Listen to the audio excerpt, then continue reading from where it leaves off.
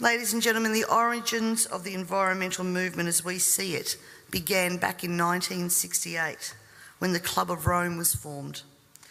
The Club of Rome has been described as a crisis think tank which specialises in crisis creation. The main purpose of this think tank was to formulate a crisis that would unite the world and condition us to the idea of global solutions to local problems.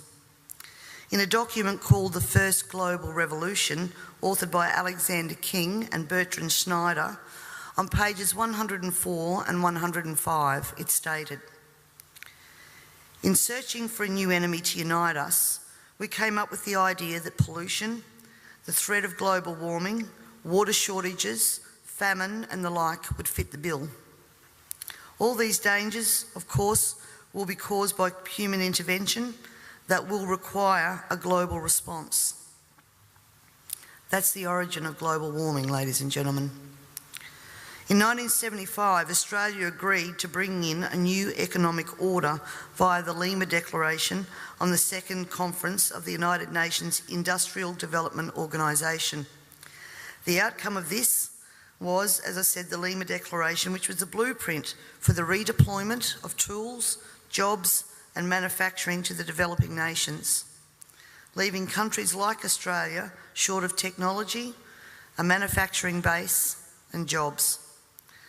Blind Freddie can now see what the outcome of that has been for our country, with their unworkable trade and tariffs agreements hand in hand with this that have followed as a matter of course. This is now a reality, with around 90% of our agriculture and manufacturing just gone. Australia signed the Lima Declaration and hundreds of others with the support of all major political players: Whitlam, Fraser, Hawke, Keating, Hewson, Howard, Rudd, the Democrats, the Greens and even the Nationals. It has been put to me that all of these treaties were the foundation for the rollout of Agenda 21, and it seems that Australia has been moved around the global chessboard, and our so-called leaders were either complicit or naive to the long-term consequences. And now we're almost at checkmate.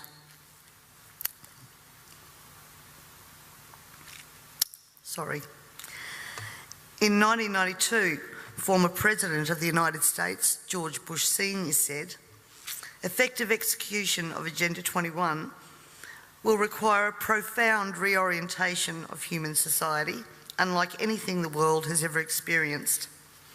A major shift in the priorities of both governments and individuals, and an unprecedented redeployment of human and financial resources. This shift will demand that a concern for the environmental consequences of every human action will be integrated into individual and collective decision-making at every level." Cutting through the code, I want everyone to consider what the words "profound reorientation of all human society" and "unprecedented redeployment of human and financial resources" actually means. For everyone here tonight not familiar with Agenda 21, I would suggest that this is the beginning of your learning curve, not the end.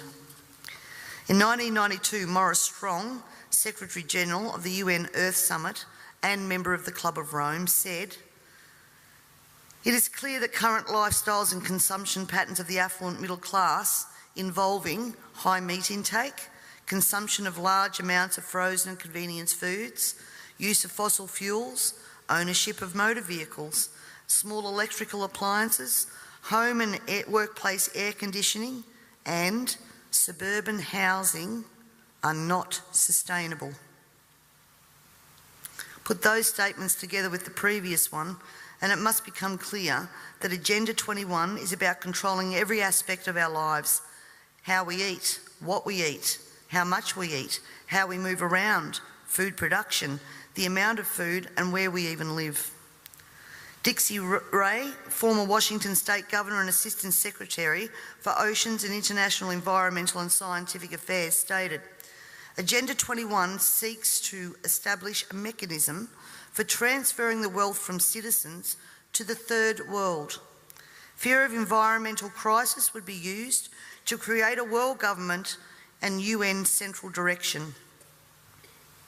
From a report in the 1976 UN's Habitat I conference, land cannot be treated as an ordinary asset, controlled by individuals and subject to the pressures and inefficiencies of the market. Private land ownership is also a principal instrument of accumulation and concentration of wealth, therefore contributes to social injustice. In other words, ladies and gentlemen, if you work hard and you exercise good financial management and invest in property, you are contributing to social injustice.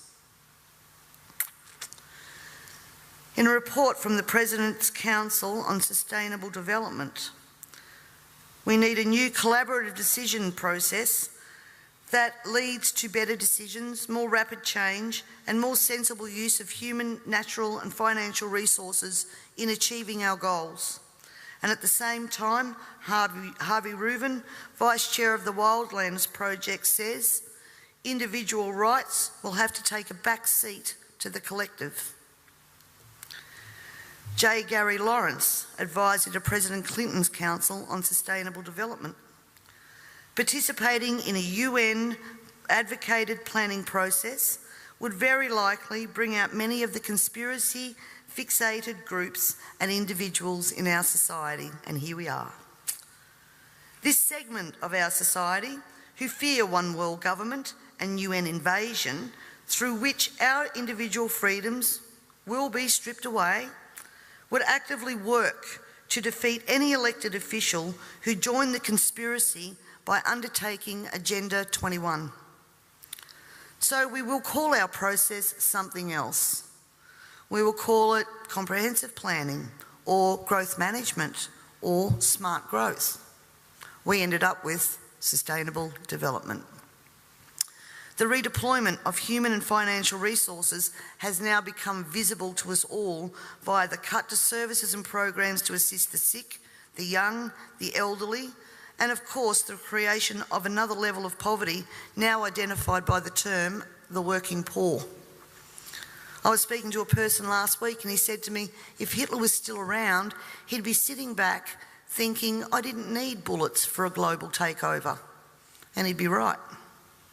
We see daily cash grabbing via new taxes called levies, supposedly because we are cash strapped in this state, and at the same time see big project spending that does not fit with the message that we are in financial crisis. But we the people have to tighten our belt, while the government seems absolutely unaware and unconcerned of the amount of debt that it is accumulating. This in turn means that taxes, levies, fines and other penalties increase, as well as the cost of living rising exponentially, and the ordinary citizen's ability to exist well is compromised with almost every law that we pass. We're constantly paying for so-called services that we don't receive. This is wealth redistribution at the grassroots level, redeployment of financial resources, ensuring only hardship for the citizens who just really want to get on with their lives. The Parliament has also ventured into the rights of people to own and retain their property and manage it without government interference.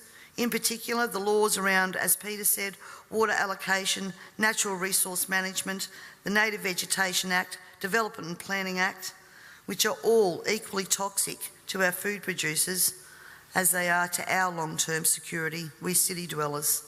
Everyone needs to remember, we all pay a natural resource management levy on our tax rates. So this is not just going to affect the food producers. The intrusions into our property that Peter was talking about that land producers are going through will roll out into the suburbs and into the city because they have the authority to do that.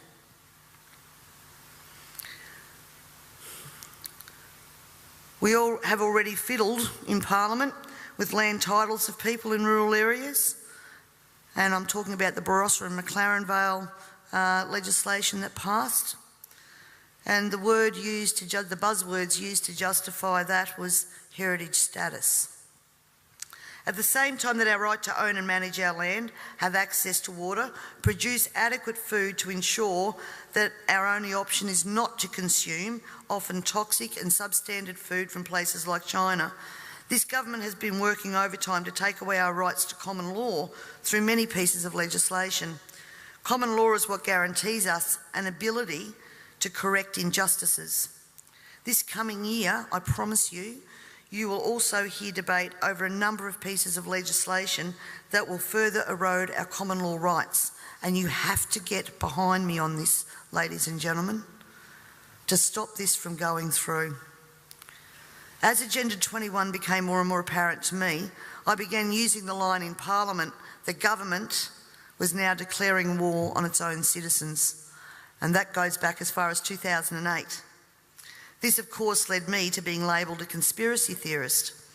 But here we are now, openly talking about Agenda 21 and the ramifications we will see in a short period of time if this is not stopped in its tracks. Let me just say that I often hear we cannot stop what is happening. Two-party preferred system, vote Labor, vote Liberal, what does it matter? And in fact, that's probably true for the House of Assembly, because that's where government's formed. But ladies and gentlemen, here in South Australia we have the Legislative Council, the House of Review. And my friends, that is where the true power does lie. And the last thing that governments want you to understand is that no matter who is in power, the Legislative Council is there for checks and balances. And when the Legislative Council isn't overly influenced by the major parties, legislation can be blocked.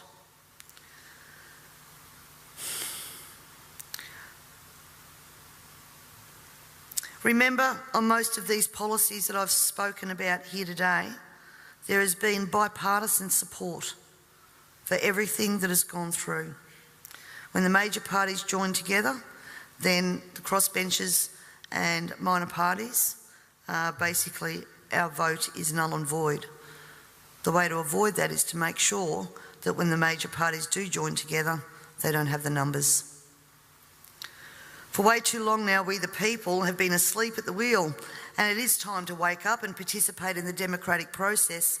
And to do that, you need to understand the parliamentary and political system that you are trying to rein in. In 1972, the Club of Rome published the alarmist Limits to Growth document, warning of worldwide overpopulation, the need for sustainable development. This was the beginning of the slow process of social engineering and programming people to accept that the planet is struggling to sustain life. On the 8th of October 1973, the New York Times reported a quote from Ted Turner, also Club of Rome.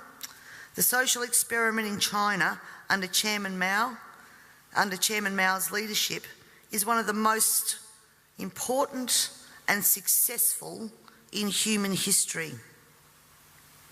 In 1987, Mikhail Gorbachev, also a member of Club of Rome, said, "We are moving toward a new world order, the world of communism, and we shall never turn off that road." He also quoted in 1996 Monetary and Economic Review on page 5, "The environmental crisis will be the international disaster that will unlock the new world order, one world government." In 1992 came the Earth Summit, which produced the document called the Earth Charter. This document was co-written by Maurice Strong, long-time globalist, elitist, member of Club of Rome, and Mikhail Gorbachev. Both Strong and Gorbachev stated that it was hoped that this document would be adopted as the new 10 Commandments, with environmentalism as the new one world religion. Out of this summit came Agenda 21. Ted Turner, who was also a member of the Club of Rome, was quoted as saying in 1996, "The total population of 250 to 300 million people is ideal. That means a reduction of 95% from present levels would be even more ideal." Anyone who abhors the China one-child policy is simply a dum-dum. In 1998, the Baltimore Sun reported on July the 7th, most of Ted Turner's first donation to the UN of $22 million went to programs that seek to stall population. Another goal of the depopulation process is that the upcoming generation will submit to sterilisation to save Mother Earth.